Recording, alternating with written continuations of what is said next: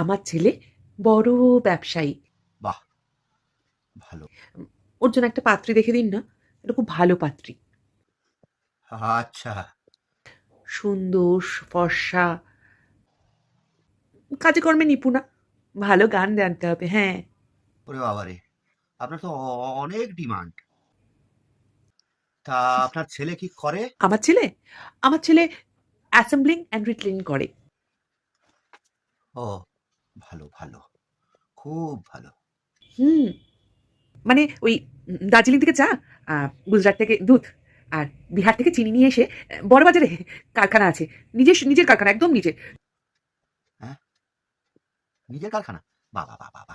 সেখানে গরম জল দিয়ে আহ, এই চা পাতা, চিনি, দুধ মিশিয়ে চা সাপ্লাই করে। হ্যাঁ, চায়ের দোকান করে?